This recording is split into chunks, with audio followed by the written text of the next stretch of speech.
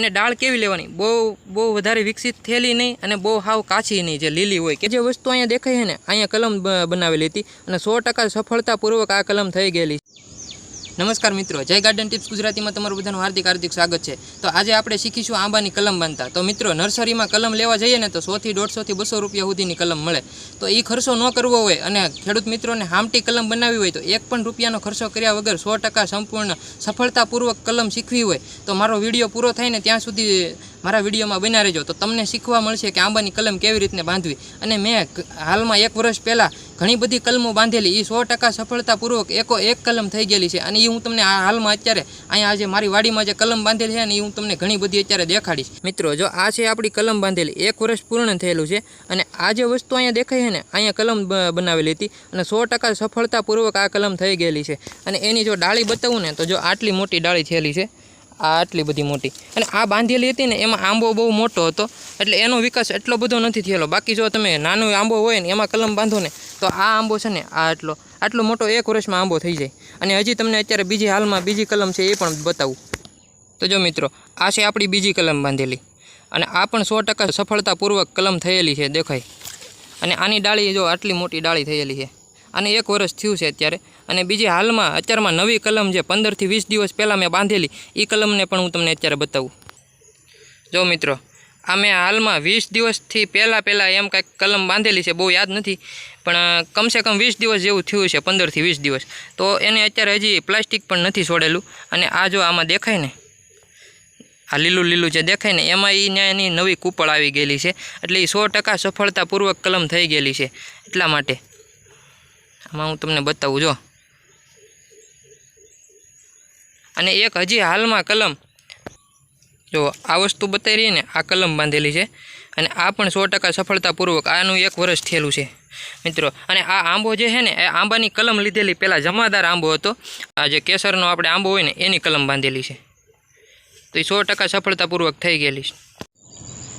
તો મિત્રો, અત્યારે તમને ખાસ વિશ્વાસ આવી ગયો છે 100% કે મેં તમને એટલી બધી કલમો દેખાડી કે એટલી આ સફળતાપૂર્વક થયેલી કલમ છે.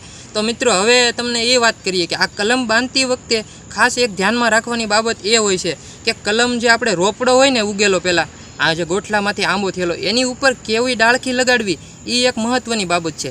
કારણ કે એમાં જો એ કલમનું જે આપણે ડાળખી લગાડેલી હોય ને એમાં ખાસ કરીને તો પહેલાં હું તમને બતાવું એ રીતને લેવાની ડાળી. જો આવી ડાળી હોય તો એમાં આવું એક કોળેલું જે પહેલાં આપણે મોટો આંબો હોય ને, જે ફળ આવતો આંબો હોય, એ ફળ આવતો આંબામાંથી આવી જે નાની કૂપળ નીકળવાની તૈયારી હોય ને એવી ડાળ લેવાની. અને ડાળ કેવી લેવાની, બહુ વધારે વિકસિત થયેલી નહીં અને બહુ હાવ કાચી નહીં, જે લીલી હોય. કેવી લીલી કે જો આ ડાળ જે છે ને, આ ડાળ જેવી લીલી હોય ને એવી નહીં લેવાની. આ 100% સફળતાપૂર્વક કલમ આની ના થાય. એટલા માટે જો આ છે ને એ બહુ પરિપક્વ થયેલી નથી અને બહુ કાચી પણ નથી, આ માપસરની ડાળ છે, આવી લેવાની. અહીંયા કૂપળ છે, એમ જો અહીંયાથી કૂપળ નીકળવાની તૈયારીમાં છે તો આ લ્યો ને એટલે આ 100% સફળ થાય. અને કેવી લેવાની કે જો મિત્રો, આપણે જે હાલમાં ઘરે આંબો જે ગોઠલું વાવેલું હોય કે નહીં, એનો આંબો જેટલી ડાળ જાડાઈ હોય ને એટલી ડાળ જો જાડી પરફેક્ટલી એનું માપસરની જાડી મળે ને, એ જે એટલું આપણે જે થડિયું હોય એટલી જ તો એટલી લેવાની. અને કાં તો કમસે કમ એ જે આપણે આંબો ગોઠલું વાવેલાની જે આંબો ઉગેલો હોય ને એનું જે ડાળ નીકળેલી હોય ને એનાથી થોડી જાડી લેવાની. કેટલી લેવાની? થોડી જાડી. અને એને છે ને અહીંથી આ રીતને કાપી લેવાની. અને આ વધારાના પાંદડા છે ને એ બધા કાઢી નાખવાના. કાઢી અને પછી હું તમને જે આગળ પ્રોસેસ દેખાડું ને એ રીતને કલમ બાંધવાની છે. તો મિત્રો, જો આ જે છે ને એ આપણે ચોમાસું બેઠું નહીં પછી મેં કોથળીમાં આપણે જે દેશી કેરીનું ગોઠલું હોય ને એ ગોઠલું સોંપેલું હતું. એટલે સોંપીને ઉગીને બસ આટલું થયું છે. મેં એના પાંદડા કાપી નાખ્યા, કારણ કે આ થોડુંક છે ને આમ વધે. પણ પાંદડા કાપ્યા ને એના કારણે કેવું થયું, દાંડલી હાવ પાતળી રહી ગયા ને. એટલે આના પાંદડા મેં જોવા હાટું એવું કર્યું હતું કે ભાઈ પાંદડા કાપીએ તો કેમ થાય, પણ કોઈ પાંદડા કાપતા નહીં. એની હાથે વધવા દેજો એટલે દાંડલી થોડીક જાડી થશે. તો આપણે અત્યારે આ દાંડલી અહીંયા પાતળી છે એટલે અહીંથી કલમ બનાવવાની છે. હાવ એટલી પાતળીમાં બનાવી એટલે કલમ થવાની શક્યતા ન રહે. એટલે અહીંયા બનાવવાની. તો કલમ કેવી રીતને બનાવવાની એ હવે આપણે આમાં બનાવશું. તો જો મિત્રો, આપણે જે ઓલો આંબો દેખાડ્યો હતો, મેં તમને કૂપળું ફૂટેલું દેખાડ્યું હતું, આ જે અહીંયા કોળેલું, એ આપણે લઈને આ બે દાંડલી લાવ્યા હતા. એમાંથી આ બહુ વધારે પડતી જાડી છે એટલે આ બહુ સારી છે. તો આને કેવું કે આ અહીંથી આટલી દાંડલી છે ને આની માપની છે એટલે આપણે આને અહીંથી કાપી નાખશું. ધારદાર સારી ચાકુ હોય ને એવું રાખવાની, હથિયાર ધારદાર. જો કપાઈ ગયું.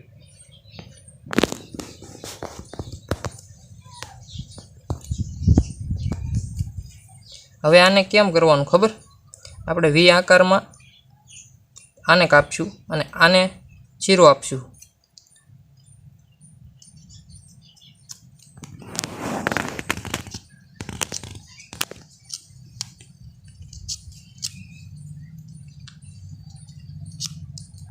તો આ ચીરો હરખો થઈ જાય પછી હું તમને બતાવું કેવી રીતને છીલવાનું.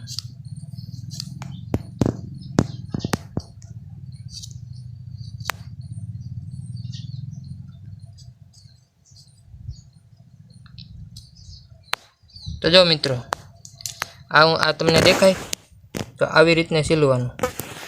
આ છીલાઈ ગયું પછી આ જે આપણી કલમની થેલી છે એને આપણે છે ને અહીંથી કાપીને અહીંયા કલમ બનાવવાની છે. એટલે અહીંથી કાપી લઈશું. કપાઈ ગયું. હવે કાપ્યા પછી આને અહીંયા ઊભો શીરો મારવાનો, વચ્ચો વસ. ક્યાં?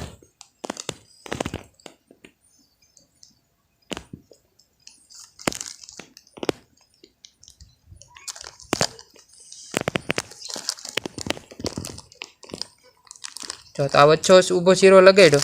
હવે ઊભો શીરો લગાડ્યા પછી આને જે છે ને એને અહીંયા સેટ કરી દેવાનું, ફિટ કરી દેવાનું. એટલે અને જો આ જે આ ભાગ આવે ને અહીંયા આ એટલો થોડો બહાર રાખવાનો, હાવ અંદર નહીં જવા દેવાનો, થોડો બહાર રાખવાનો, એટલો. એટલે આને છે ને હજી સહેજ બહાર હોય એવું લાગે છે એટલે આપણે એટલો દબાઈ દઈએ.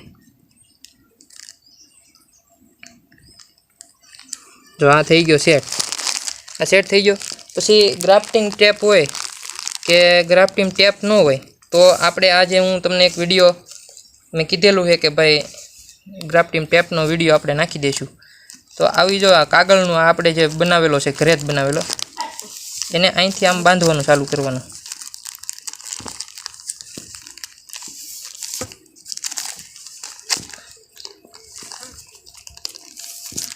અહીંથી બાંધી અને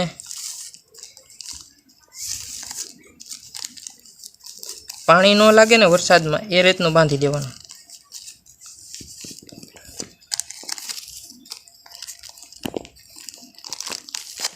તો અહીં સુધી બંધાઈ ગયું. હવે આને આવું આમ પાતળું દોરા ટાઈપનું કરી નાખવાનું. જો આમ થઈ ગયું. હવે આને મજબૂતાઈ તણાવીને નીચે સુધી જે આપણે શીરો લગાવ્યો હતો ને ત્યાં સુધી આમ બાંધી દેવાનું. આ બંધાઈ જાય પછી આપણે આને અહીંયા કાંઠ બાંધી દેવાની.